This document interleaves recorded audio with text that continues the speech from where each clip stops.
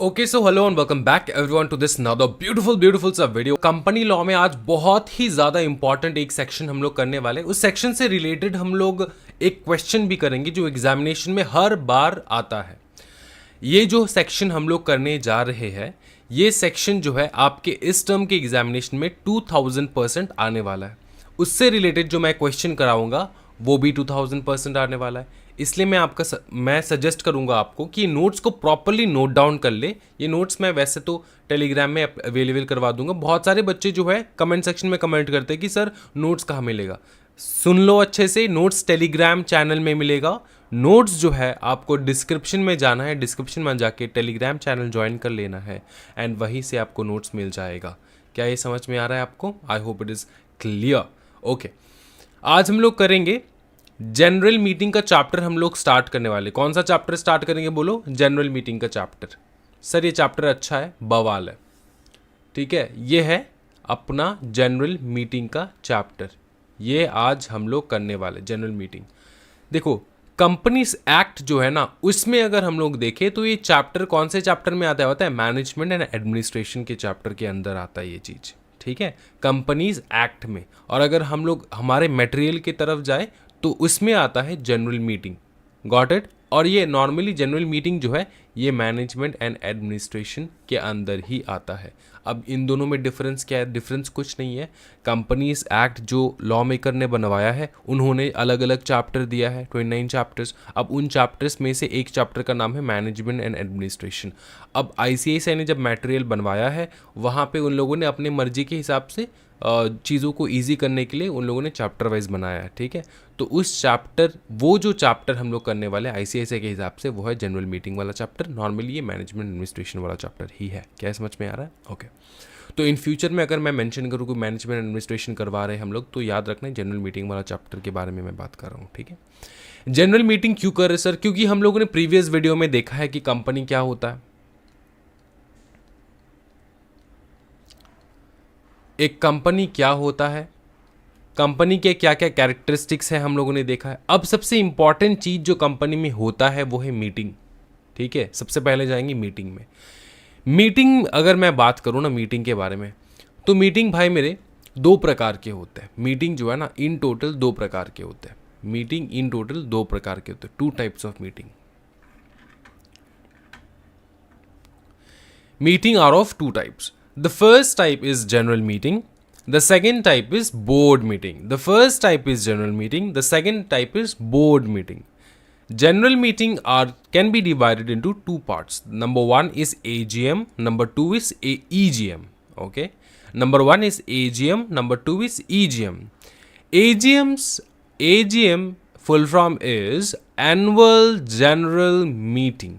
नाम से ही पता लग रहा है कि जनरल मीटिंग है, एनुअली होता है, मतलब साल में एक ही बार होता है एनुअल जनरल मीटिंग। एक बच्चे ने मुझको यस्टरडे एक क्वेश्चन पूछा कि सर साल में 2 बार एनुअल जनरल मीटिंग हो सकता है? नहीं हो सकता।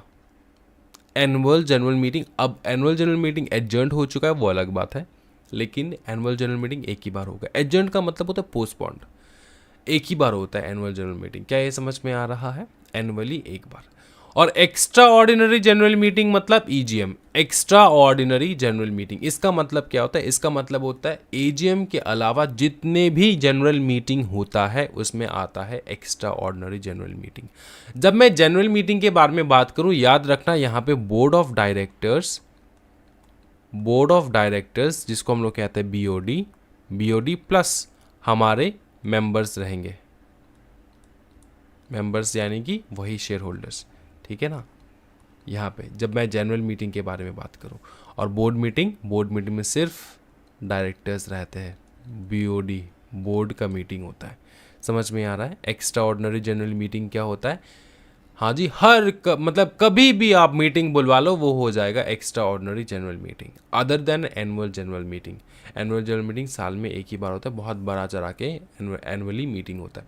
अब साल में हम लोगों ने क्या किस प्रकार से काम किया वगैरह वगैरह, इसका डिस्कशन, फिर उसके आउटकम्स वगैरह सब कुछ हम लोग एनुअल जनरल मीटिंग में बात करते हैं, ठीक है। अपने जो डायरेक्टर्स है वो अपने शेयर होल्डर्स को बताते, मेंबर्स को बताते, हम लोगों ने ये किया है, हम लोगों ने वो किया, ये डिसीजन लिया, उसका परिणाम ये निकला, ये वो इतना अच्छा हुआ, वो, ठीक है। इस प्रकार से बहुत बहुत कुछ जो है डिस्कशन होता है। अकाउंट्स का डिस्कशन होता है, फिर फ्यूचर प्रोजेक्ट्स का डिस्कशन होता है, फिर अगर ऑडिटर डायरेक्टर से उनका अपॉइंटमेंट होता है, तो बहुत कुछ होता है एजीएम में, ठीक है। अब के लिए समझ लो कि जनरल मीटिंग में दो प्रकार के मीटिंग्स होता है। जनरल मीटिंग होता है, एक होता है एनुअली एक बार, दूसरा होता है एक्स्ट्रा ऑर्डिनरी जनरल मीटिंग, मतलब कभी भी बुलवा लो, कभी भी कुछ भी चीज़ डिस्कशन करना है उसके लिए हम लोग जनरल मीटिंग कंडक्ट कर रहे हैं, वो हो जाएगा एक्स्ट्रा ऑर्डिनरी जनरल मीटिंग। क्या आपके दिल और दिमाग में क्लियर है ये चीज़? हाँ सर, आगे बढ़ो सर। अब जब हम लोग मीटिंग्स करेंगे ना, मीटिंग से रिलेटेड कौन से सेक्शंस करने वाले हैं वो मैं आपको फटाफट बता देता हूं। सबसे पहला चीज है, कोई भी मीटिंग कंडक्ट करने में जो सबसे इंपॉर्टेंट चीज होता है वो होता है अपना प्यारा सा नोटिस। हम लोग नोटिस भेजते हैं। अब ये जो नोटिस है ना, हम लोग जब कहेंगे कि भैया नोटिस भेजेंगे, नोटिस जो है ये आपको दो प्रकार का देखने को मिल जाएगा। आपको समझाता हूँ मैं। वैसे तो बहुत प्रकार के नोटिस होते हैं, लेकिन स्पेशली आपके लिए मैं एक नोटिस एक्सप्लेन करूँगा, जो कि देखो, नोटिस जो है ना, वो उसमें दो पर्टिकुलर सेक्शंस आते हैं जो कि बहुत इंपॉर्टेंट है। एक है सेक्शन 101, दूसरा है सेक्शन 102। 101 कहते हैं प्रॉपर नोटिस को। कोई भी मीटिंग जो कंडक्ट हो रहा है उसमें सिर्फ नोटिस भेजने से नहीं होता है, आपको भेजना पड़ता है प्रॉपर नोटिस। आप नोटिस भेज दोगे हो गया, ऐसा नहीं होता है, प्रॉपर नोटिस भेजना होता है। अब नोटिस एंड प्रॉपर नोटिस में डिफरेंस क्या है सर? डिफरेंस ये है कि नोटिस जो है इसका कोई टाइम टेबल नहीं होता है, जब कभी भी आप दे सकते हो। प्रॉपर नोटिस का एक पर्टिकुलर टाइम होता है। कोई भी मीटिंग के लिए आप नोटिस भेज रहे हो, जनरल मीटिंग के लिए, आपको 21 डेज पहले भेजना होता है। एक टाइम होता है, एक प्रक्रिया होता है, एक प्रोसीजर होता है, उसको हम लोग कहते हैं प्रॉपर नोटिस। इसमें बहुत कुछ सीखेंगे हम लोग प्रॉपर नोटिस में। ये सर दिल और दिमाग में बिठा लो कि प्रॉपर नोटिस में होगा। प्रॉपर नोटिस में क्या होगा बताओ? एक प्रॉपर तरीका, प्रोसीजर, ठीक है, a proper way by which we send notice. Okay, if you have sent a notice, it may or may not be on time. That's why it is specifically written in Companies Act that you have to send a proper notice. Okay, a notice to be very very proper. Plus और एक चीज हम लोग सीखेंगे जिसको हम लोग कहते हैं explanatory statement. Now, what is explanatory statement? Explanatory statement is an additional paper which is annexed, stapled with proper notice. It is an additional paper which is annexed or stapled with proper notice. जब कभी भी SRNGM पास होगा, SR मतलब special resolution in general meeting, याद रखो इस चीज को। जब कभी भी every time, any time when you pass, when you think to pass, when you decide to pass SRNGM, that is special resolution in general meeting. Sir, what is special resolution? वो हम लोगों ने लास्ट क्लास देखा है, पिछला class introduction video देख लो फटाफट। Special resolutions are kind of some discussions, some topics on which we have to vote on a meeting. Got it? Special resolution can be any resolution other than ordinary resolution. Any resolution other than ordinary resolution is special resolution. Okay. Now, ordinary resolutions are of 4 types. That is adda. We have seen that earlier. Okay. Adda means ordinary resolution. Other than that, anything that is special resolution. Now, special resolution is a fancy word which we use for what reason? We use this special resolution. This word is used to make you understand कि हाँ, meeting में हम लोग कुछ बातें जो है वो डिस्कस करने वाले हैं जिसके ऊपर वोटिंग होगा। And any time and every time when we pass special resolution, if you are willing to pass any kind of business means that only topic, agenda, any kind of agenda that you want to pass in a meeting, and there you have to pass SRNGM. That means that to pass that agenda you have to have 75% vote. तो अगर आपको कोई agenda पास करना है, agenda, you know agenda, right? Clear? Okay. You have to pass any agenda, any business. Business means agenda. Business equals to agenda. Agenda equals to business. Okay. In a general meeting, and where you have to pass that agenda through SRNGM. That means you have to have 75% of yes, 75% of voting in assent, that okay, yes, we are passing, we want to pass. Okay, so 75% you have to gain the vote to pass any kind of special resolution in a general meeting. तो explanatory statement क्या connection क्या है SRNGM के साथ? इसका मतलब ये होता है, जब कभी भी आप कोई एजेंडा या फिर बिजनेस पास करोगे, है ना, तो उसके लिए SRNGM आप पास करने वाले हो. उस बिजनेस को या फिर एजेंडा को लागू करने के लिए, जैसे आप लोग नहीं देखते कि पार्लियामेंट में बिल जो है वो पास होता है, तब जाके वो एक्ट होता है. बिल को एक्ट होता है. अब ये एजेंडा जो है, इसको बिल पकड़ लो, इसको पास करेंगे हम लोग. ठीक है, पास करके वो एक्ट हो जाएगा. अब ये नॉर्मली मैं वैसे समझा रहा हूँ आपको, नॉर्मली एजेंडा रहता है वो पास हो जाता है. ये एक्ट एंड बिल ये पार्लियामेंट में लगता है, ना कि बिजनेस में, ना कि हमारे मीटिंग्स में. ठीक है, जस्ट एन एग्जाम्पल. तो उसी प्रकार से कोई भी एजेंडा उसको पास करना है तो SRN से पास करेंगे. SRNGM, अगर वो ओ अड्डा वाला चीज़ नहीं है तो SRNGM से पास करेंगे. जब आप SRNGM पास करोगे तब आप एक्सप्लेनेटरी स्टेटमेंट लगवाओगे प्रॉपर नोटिस के साथ. एक्सप्लेनेटरी स्टेटमेंट में क्या लिखा रहता है सर? ये जो हम लोग एजेंडा पास करेंगे ना, ये जो एजेंडा हम लोग पास कर रहे हैं, एजेंडा के बारे में, बिजनेस के बारे में हम लोग डिस्कस करेंगे ना, उसके बारे में, उस बिजनेस के बारे में ब्रॉडली एक्सप्लेनेशन लिखा होता है. एक्सप्लेनेटरी स्टेटमेंट में पूरा डिटेल्स लिखा होता है. प्रॉपर नोटिस में तो आपको बता देंगे इस बारे में बात करने वाला है. ठीक है, हम लोग ये कंपनी को अक्वायर करने वाले, ये करने वाले, वो करने वाले. ठीक है, ये प्रॉपर नोटिस में लिख देंगे. अब उसको और अच्छे तरीके से एक्सप्लेन करने के लिए हम लोग एक्सप्लेनेटरी स्टेटमेंट अटैच करते हैं.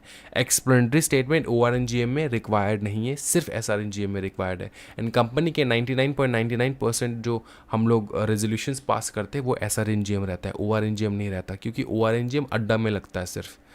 ये समझ में आ रहा है? हाँ जी भाई मेरे, ओ भाई मेरे, बताओ ना, ये समझ में आ चुका है? Okay sir, okay. अब और बताओ सर, और बताओ. ये नोटिस हम लोगों ने सीख चुके हैं, यहाँ पे बहुत कुछ आप लोगों को बता दिया है. आगे जाके और बेटर तरीके से देखेंगे. अब देखेंगे हम लोग कोरम. क्या देखेंगे बताओ? कोरम क्या होता है सर? कोरम मतलब minimum number of members present where in a meeting में. जो मिनिमम नंबर्स ऑफ मेंबर चाहिए होता है अपने को किसी भी मीटिंग में, उसको कहा जाता है कोरम. ठीक है, कोरम नहीं है तो मीटिंग नहीं होता है. मिनिमम नंबर ऑफ मेंबर्स भैया चाहिए होता है, अगर नहीं है तो मीटिंग नहीं होगा, एडजर्न्ड हो जाएगा. ठीक है, ये समझ में आ रहा है? और कितना मिनिमम चाहिए सर, वो हम लोग सेक्शन 103 जब करेंगे तब देखेंगे. प्रॉक्सी के बारे में जानने वाले इस चैप्टर में. प्रॉक्सी मतलब क्या होता है? किसी भी मेंबर के जगह कोई और इंसान आके वोटिंग करना. Person attending and voting on behalf of a member. किसी भी एलिजिबल मेंबर के बिहाफ पे कोई भी इंसान आके वोट करता है, कोई भी इंसान आके जो है अटेंडेंस देता है मीटिंग में, तो वो बन जाता है प्रॉक्सी. जैसे आप स्कूल कॉलेज में नहीं देखते प्रॉक्सी टीचर आते थे किसी टीचर के एब्सेंस में, तो वही मेंबर के एब्सेंस में कोई दूसरा आ रहा है वोटिंग करने के लिए, अटेंड करने के लिए मीटिंग को, तो उसको कहा जाएगा क्या बताओ? प्रॉक्सी. वोटिंग जो है बहुत प्रकार के हो सकते हैं भाई मेरे. वोटिंग जो है वो बहुत प्रकार के हो सकते हैं. पहला प्रकार हो सकता है ई वोटिंग, इलेक्ट्रॉनिक वोटिंग. दूसरा हो सकता है पोस्टल बैलेट के थ्रू. तीसरा हो सकता है शो ऑफ हैंड. इसका सेक्शन होगा आपका 107, show off hand. And pole का सेक्शन है 109. ठीक है, मीटिंग में, ये मीटिंग में होता है. ये जो show off hand and pole है ना, ये फिजिकली जब मीटिंग आप करने जाते हो ना, जब फिजिकल मीटिंग करने जाते हो, फिजिकली मीटिंग में जा रहे हो, तब ये दो प्रकार से वोटिंग होता है. एक ये. ठीक है, पोस्टल बैलेट घर बैठ के वोटिंग करना. ई वोटिंग ये भी घर बैठ के वोटिंग करना. ठीक है, समझ में आ रहा है? पोस्टल बैलेट का मतलब होता है कि पेपर घर में आएगा आप वाया पोस्ट, फिर आप उसको दोबारा पोस्ट कर दोगे कंपनी में। और ई वोटिंग तो लैपटॉप मोबाइल में बैठ के वोट करना है, ठीक है। ये हो जाएगा वोटिंग, ये हम लोग सीखेंगे। फिर सीखेंगे चेयरमैन। कोई भी मीटिंग कंडक्ट कर रहे हैं हम लोग, वहाँ पे चेयरमैन तो रहेगा ना भाई मेरे, तो उसको कहा जाता है चेयरमैन ऑफ मीटिंग, वो होगा सेक्शन 104, उसके बारे में हम लोग सीखेंगे।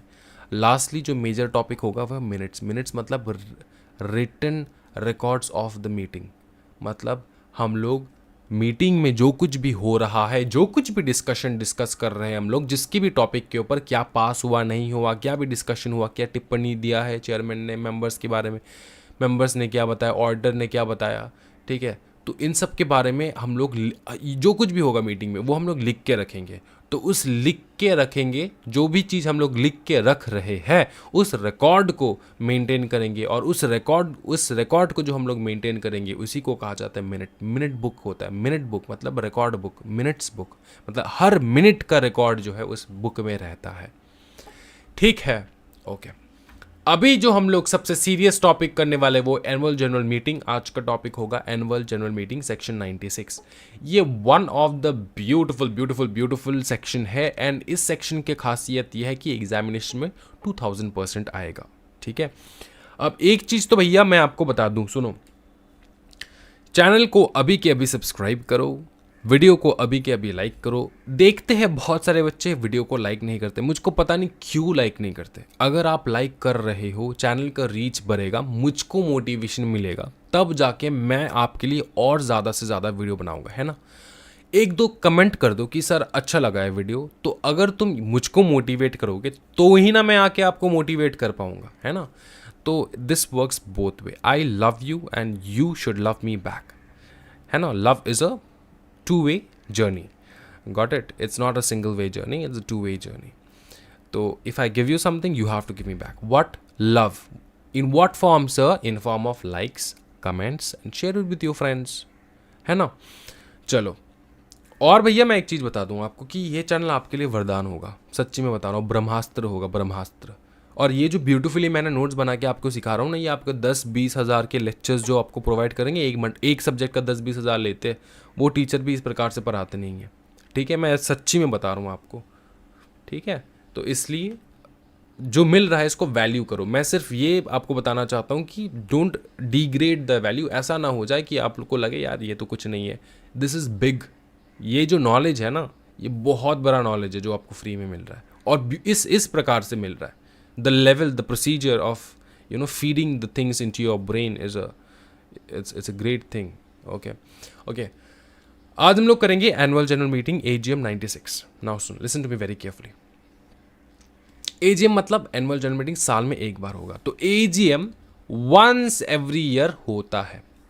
AGM कब कंडक्ट करे? When do we conduct an AGM? Okay, this is the question. Easiest answer. अगर आपका फर्स्ट AGM है, कंपनी नया आपने आपने कभी कंपनी नहीं खोला, अब ज़िंदगी में पहली बार आपने कंपनी खोला है, तो AGM आप पूछ रहे हो कि सर AGM कब करें हम लोग, तो 9 months from the end of financial year, 9 months from the end of financial year. आपने पकड़ लो 2001 में कंपनी खोला है फॉर एग्जाम्पल, तो 2001 का फिनेंशियल ईयर कब एंड हो रहा है? वो फिनेंशियल एंड कब हो रहा है? 31 मार्च 2002। इस दिन खत्म हो रहा है ना आपका फाइनेंशियल ईयर 2020 2001 से लेके 2002। हाँ, इस दिन खत्म हो रहा है ना आपका फाइनेंशियल ईयर। आपका ईयर कब एंड होता है? इस दिन आके एंड होगा ना। ये जो एंड है इसी को कहा जाता है फाइनेंशियल ईयर का एंडिंग, है ना, एंड ऑफ फाइनेंशियल ईयर। यहाँ से 9 महीने का आपको टाइम मिलता है कंडक्ट करने के लिए आपका पहला AGM, ठीक है। सब्सिक्वेंट AGM मतलब ये तो आपका पहला AGM हो चुका, उसके बाद जो नेक्स्ट साल आएंगे उन सालों को कहा जाता है सब्सिक्वेंट AGM, जो भी आता जाएगा साल, ठीक है। अब इनमें जो है ना 2 चीज़ आपको देखना पड़ता है। सब्सिक्वेंट AGM में 2 चीज़ कंसिडर करना पड़ता है। सब्सिक्वेंट AGM हमेशा होगा 6 month from the end of financial year. जैसे ये फाइनेंशियल ईयर एंड हुआ, यहाँ पे 9 month था, यहाँ पे 6 month होगा, 6 month from the end of financial year. और 2 AGM के बीच में 15 महीने से ज़्यादा का गैप नहीं होना चाहिए, not more than 15 months gap between 2 AGM, ठीक है। पहला AGM आपने कब कंडक्ट किया? यहाँ से 9 महीने के अंदर अंदर आपने कंडक्ट कर लिया, ठीक है। अब इसके बाद दूसरा एजीएम कब कंडक्ट करोगे? फाइनेंशियल ईयर जब एंड होगा। यहाँ पे 2 प्रोविजन दे के रखा है, एक है 6 month from the end of financial year, दूसरा बोले कि 15 मंथ्स गैप होना चाहिए 2 एजीएम का। तो इसका एक फॉर्मूला है। जब कभी भी एग्जामिनेशन में नॉर्मली आपका सब्सिक्वेंट एजीएम ही पूछते हैं। जब भी आपको पूछेगा, ठीक है, जब भी आपको पूछेगा कि बता यार ये इसका एजीएम कब होना चाहिए, तो आप एक फॉर्मूला लगाओगे। ये मैथमेटिकल फॉर्मूला है, ठीक है। फॉर्मूला ये है कि आपको लिखना होगा 6 month from the end of financial year, ये पहला प्रोविजन। दूसरा है 15 month from the last AGM. इसका तो मतलब लास्ट एजीएम जब भी हुआ इससे 15 महीने का गैप, इससे ज़्यादा गैप नहीं होना चाहिए। विच एवर इज अर्लियर, इन दोनों का डेट निकालेंगे, इसका डेट निकालेंगे, इसका डेट निकालेंगे। इन दोनों के डेट में से जो भी अर्लीस्ट डेट आएगा उस दिन हम लोग क्या करेंगे बताओ? Annual general meeting. क्या ये समझ में आ रहा है? वो होगा एनुअल जनरल मीटिंग का डेट, ठीक है। ये समझ में आ रहा है? एक क्वेश्चन करेंगे, फटाफट क्वेश्चन करेंगे एक। देखो, Gita Educom limited conducted its last AGM for financial year 2022-2023 on 5/8/2023, ठीक है। Whereas in its last AGM was conducted on 1/5/2022. Is the AGM valid? आपको पूछा है। क्या ये AGM वैलिड है? पूछा है। तो AGM कब कंडक्ट किया इन लोगों ने? इस दिन। ये कौन सा दिन है सर? सर ये कौन सा दिन है सर? हाँ जी, अगस्त, 5 अगस्त 23 को उन लोगों ने कंडक्ट किया अपना एजीएम, ठीक है, अपना एजीएम। पहले तो हम लोग क्वेश्चन पढ़ के सोच लेंगे कि इसका आंसर क्या हो सकता है, उसके बाद आगे जाएंगे हम लोग। लिखने का पूरा प्रोसीजर मैं आपको बताऊंगा जो आपको एग्जामिनेशन में लिखना होगा। ये लिखोगे भैया, जितना भी मार्क्स है क्वेश्चन में, 10 में से 10, 5 में से 5 पूरा मिल जाएगा आपको, ठीक है। एजीएम जो है ना, एजीएम जो है हम लोगों ने 5 अगस्त 2023 को हम लोगों ने कंडक्ट कर लिया है, ठीक है। और इससे पहला जो एजीएम था 2020, देखो 2022 से लेकर 2023 एक फाइनेंशियल ईयर है, इसका जो एजीएम है हम लोगों ने इस दिन कंडक्ट कर लिया। इसका जो पहला एजीएम था वो कंडक्ट हुआ था 1 मई 2022, ठीक है। तो आपको पूछा गया है, क्वेश्चन क्या, इज द एजीएम वैलिड? इसको पूछा गया कि अभी तो प्रेजेंट जो एजीएम आपने कंडक्ट किया ये वाले डेट में, तो ये वैलिड है कि नहीं पूछा। तो हम लोग कैसे पता करेंगे वैलिड है कि नहीं? हम लोग वही ऊपर वाला फॉर्मूला लगाएंगे कि मतलब यही पूछा है कि इस बार जो हम लोगों ने 5 अगस्त में कंडक्ट किया, ठीक है, वो वैलिड है कि नहीं बताओ ना, वो वैलिड है कि नहीं बताओ ना, यही क्वेश्चन है। तो हम लोग कैसे वैलिड करेंगे, कैसे वैलिड करेंगे? ये तो इस प्रकार से हो गया ना। फॉर एग्जाम्पल आप सोच सकते हो कि पकड़ लो ये डेट दिया ही नहीं है, आपको पूछ रहा है कि बताओ कौन से डेट में होगा मीटिंग, कौन से डेट में पॉसिबली हो सकता है। इस प्रकार से भी क्वेश्चन पूछा जा सकता है कि कौन से डेट में होगा meeting, which date meeting can be conducted, like that question can also be asked. And also at the same time, the question over here is this, कि the meeting has been conducted on this particular date, is it correct or not, is it valid or not? How do we find it out? Simple cheat, you have to use the formula. What is the formula? 6 months from the end of financial year, 15 months from last AGM. Okay, to find out that this date is correct or not, this date is correct or not, we have to find it out. Okay, so what do we know? देखो, हमेशा divide your answer in 3 parts, okay. Any case study, related provision, second part is fact and analysis, third part is always the conclusion, okay. Third part is always the conclusion, okay. Listen to me very carefully. Related provision, as per section 96 of the Companies Act 2013, see when you write related provision, जब भी आप related provision लिखोगे, अगर आपको section number याद है, you remember the section number, then it is fine, good, very much. You have to write down the section number. You cannot afford to write down a wrong section number. If you write down a wrong section number, the entire answer you have written will be marked cut, will be cut off, and you won't get even a single mark, even if your answer is correct, because you have written the section number wrong. So either there may be two situations, okay. One, is you remember the section number. दूसरा situation कि you don't remember the section number. So if you don't remember the section number, there is a technique to write down the answer. And if you remember this section number, there is also a different technique to write down the answer. If you remember the section number, you have to write it down like this.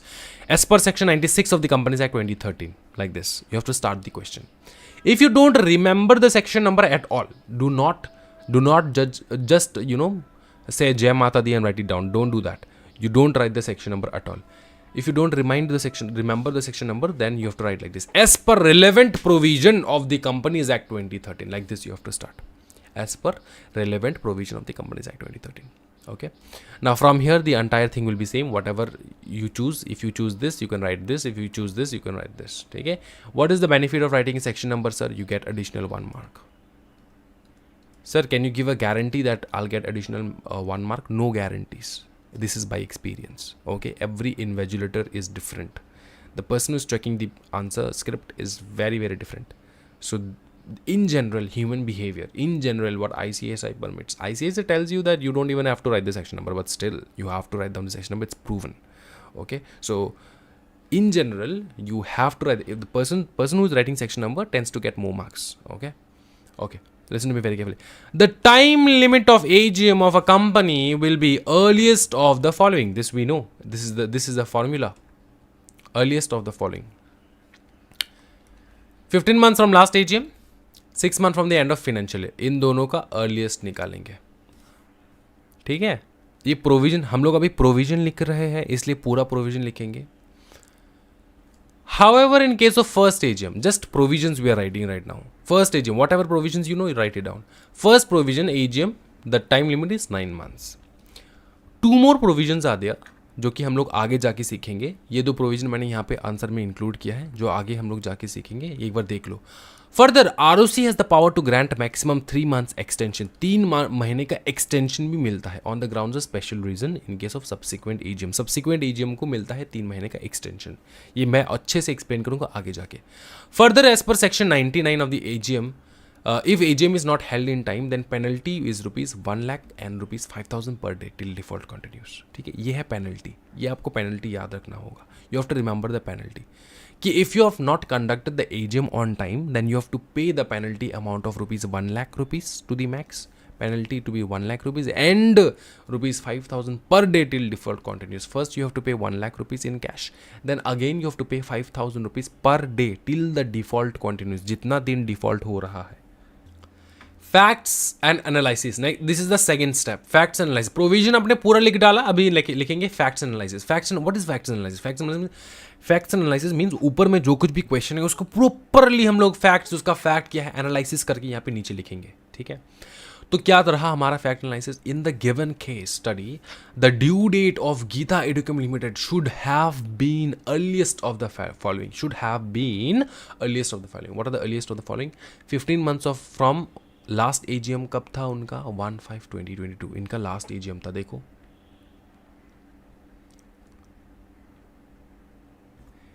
whereas its last AGM was conducted on 1/5/2022. ये है last AGM.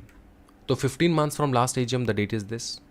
तो उसका कौन सा date निकलेगा? ये वाला date निकलेगा. ये मैंने पूरा कैलकुलेशन करके रखवाया है. ठीक है, 1/5/2022. 15 months यहाँ से 1/5/2022 से 15 महीना अगर आप कैलकुलेट करोगे ना, 15 months, तो आपको ये डेट निकलेगा 1/8/20. ये डेट निकलता है. कैलकुलेट करना है आपको बैठ के आराम से, एक एक महीने काउंट करना है. ठीक है, अगस्त, जनवरी, फरवरी, देखो 5 महीना है. मई से है, मई से जून, जुलाई, अगस्त, सितंबर, अक्टूबर, इस प्रकार से काउंट करना है. 15 महीने काउंट करोगे तो 1/8/2023 निकलेगा. 1 डेट पूरा सेम रहेगा, 1/1. साल चेंज हो जाएगा 2023.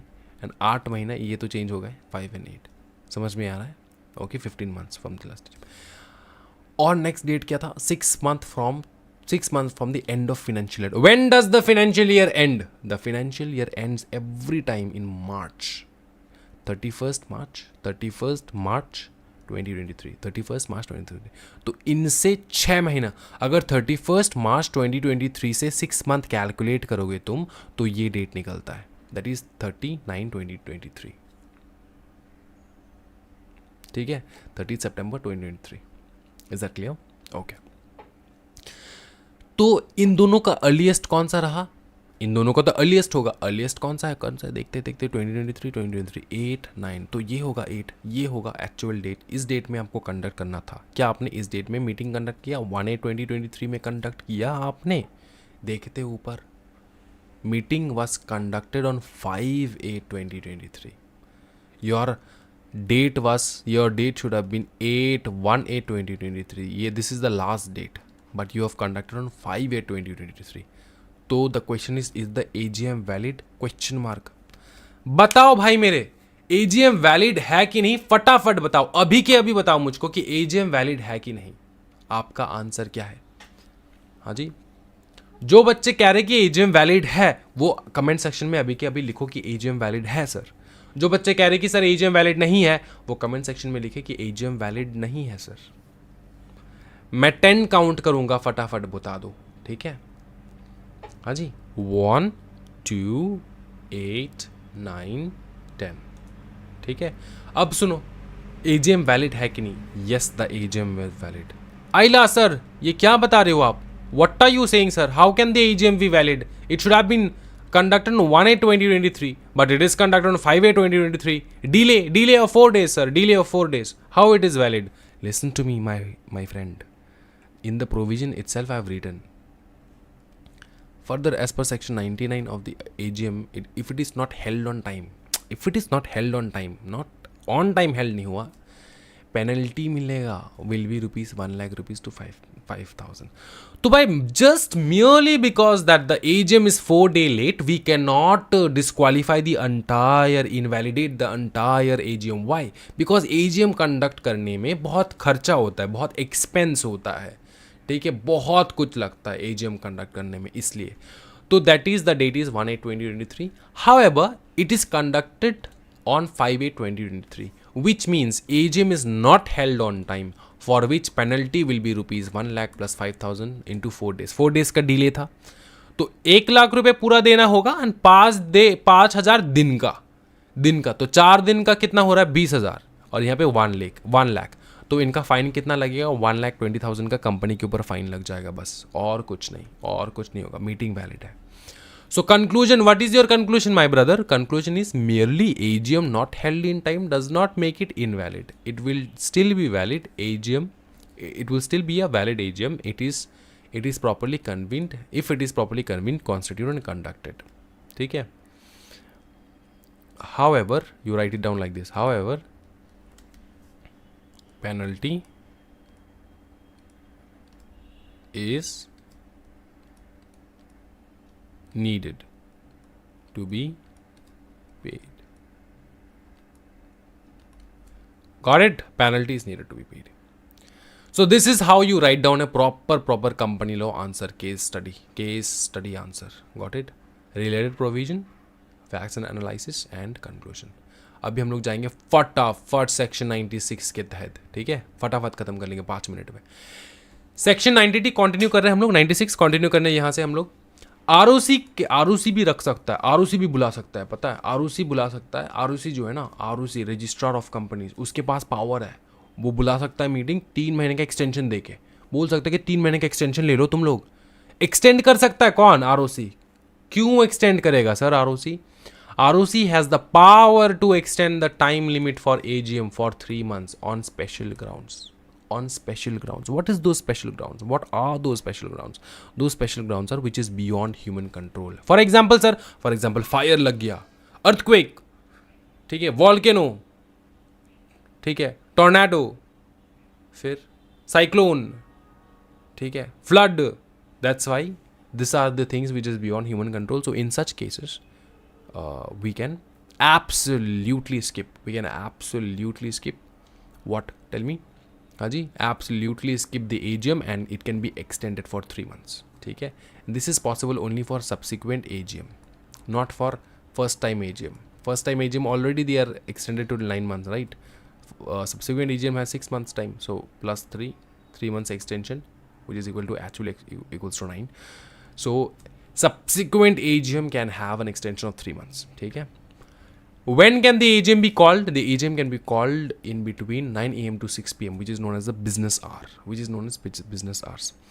AGM shall be held either at registered office of the company or at the say or at some other place within the city, town or village in which the registered office of the company is situated. Some other place. ठीक है. Company's AGM shall be called in the company's registered office.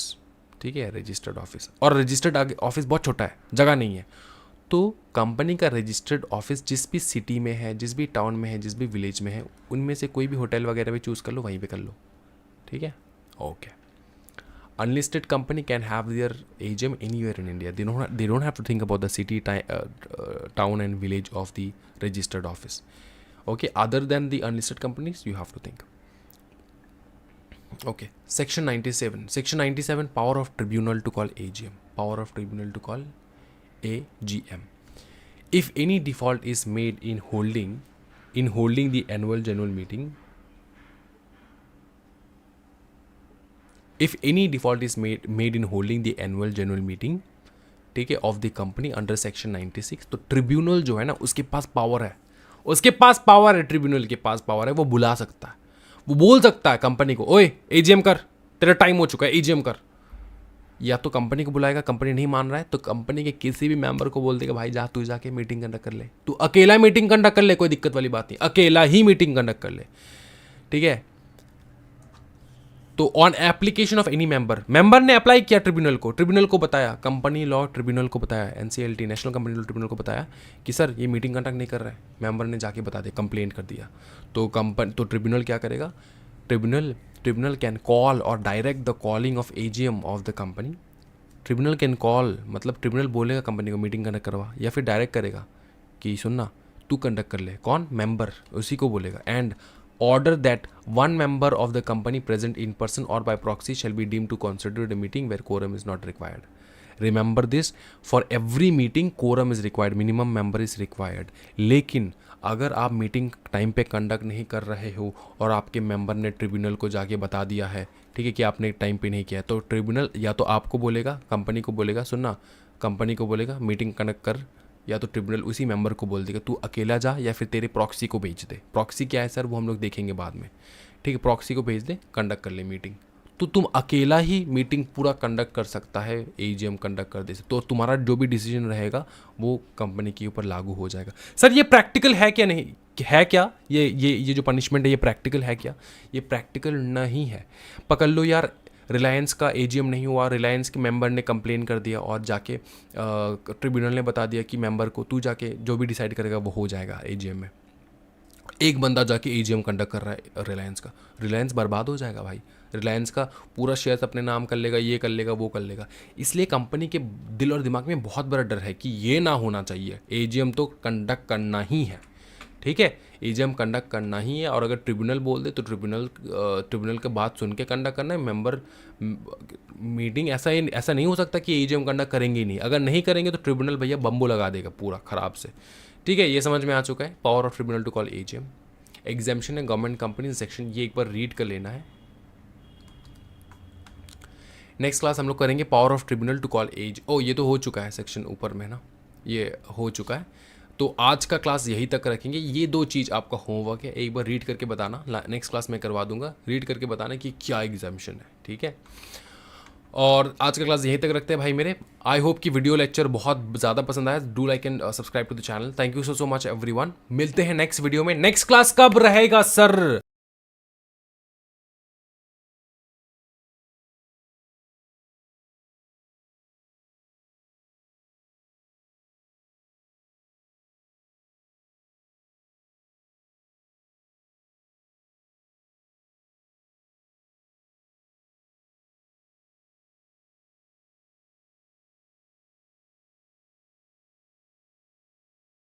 Next class कब रहेगा? Next class मैं Telegram में जो है in update कर दूंगा आज कि नेक्स्ट आपका कंपनी लॉ का रिवीजन क्लास कब रहेगा. आज के वीडियो में इतना ही भाई मेरे. Thank you so much everyone. Happy learning guys. Bye bye and take care.